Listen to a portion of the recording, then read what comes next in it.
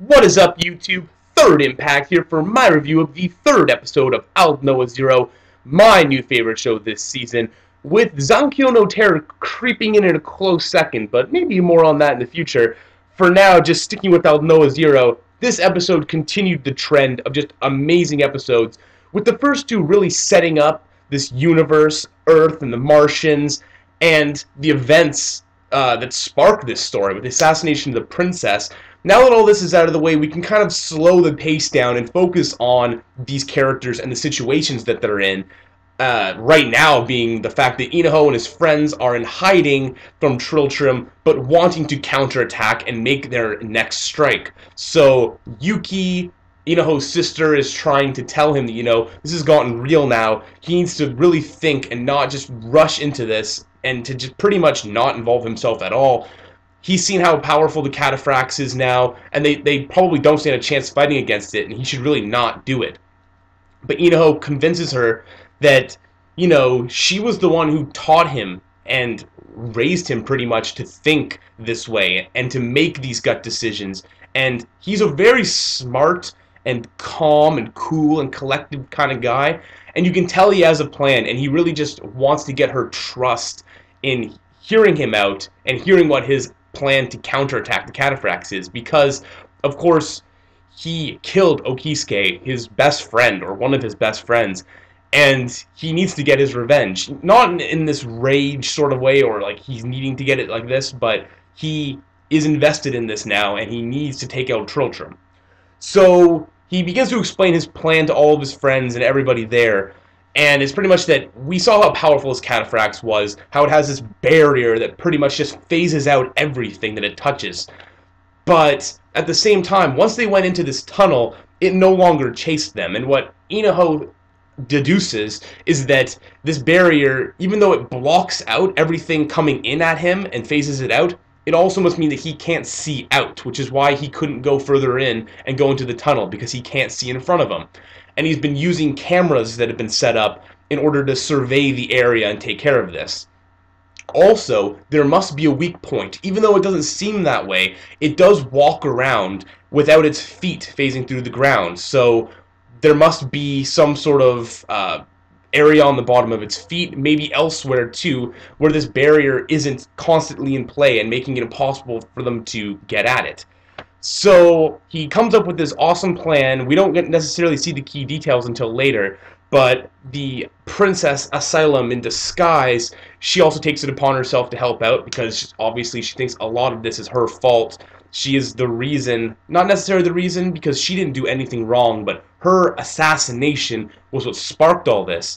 As well as Ryet, the daughter of the man who assassinated the princess, or attempted to, who was killed by Triltrim. She also wants to take part because her father was killed by Triltrim.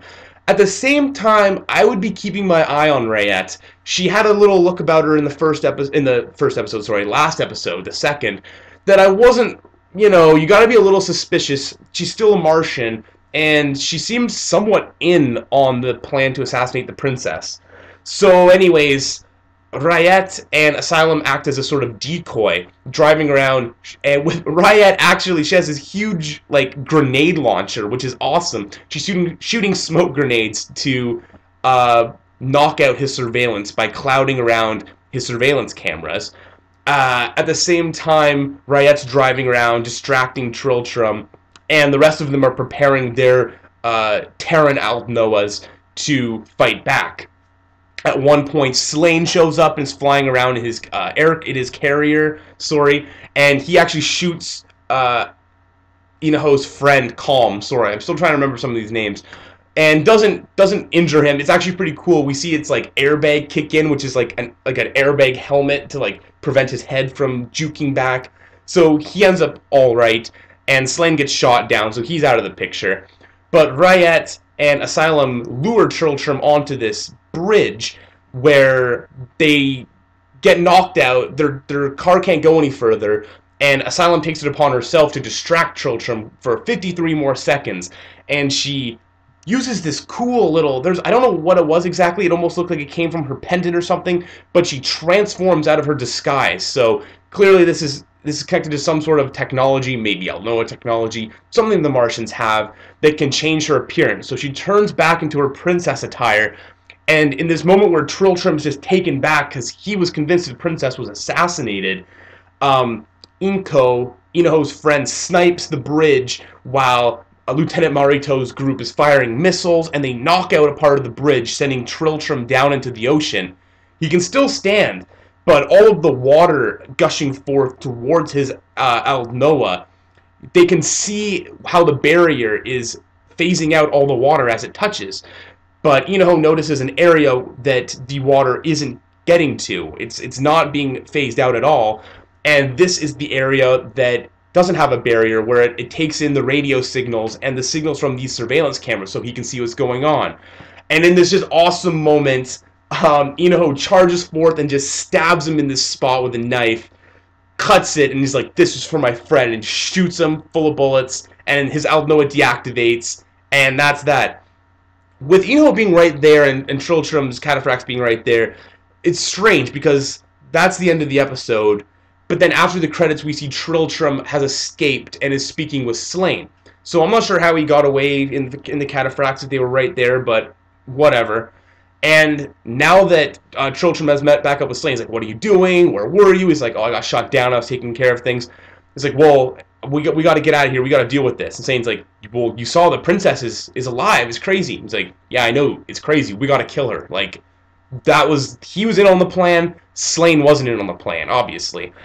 And Slane's just shocked at this, and Trilltrim turns around, goes to leave, and Slane grabs his gun, and he's holding him at gunpoint. Trilltrim's like, "Come on, like, give me that. What are you doing?" Takes a step forward, and Slane shoots him, and Trilltrim's like grabbing his like chest, his gut. He's like, "What? Like, you're gonna pay for this? Like, what do you know what you're doing?" Like, he's betrayed the Martian Empire essentially, and Slane just unloads this entire clip into him, kills him, and the episode's over. So Slain has betrayed the Martians.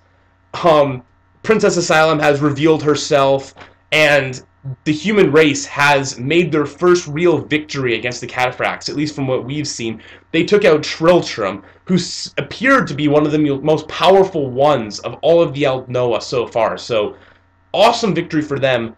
Crazy awesome episode of Aldnoah Zero. I loved how they took out Trilltrim, the tactics that were involved, and how Inoho had this plan that was just so complex, and it just worked out perfectly, and it was just great watching that happen. So, another awesome episode of Aldnoah Zero. Can't wait for more.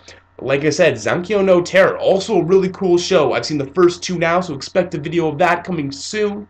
Hope you guys enjoyed. Please like, comment, and subscribe, and I will see you guys soon. Peace.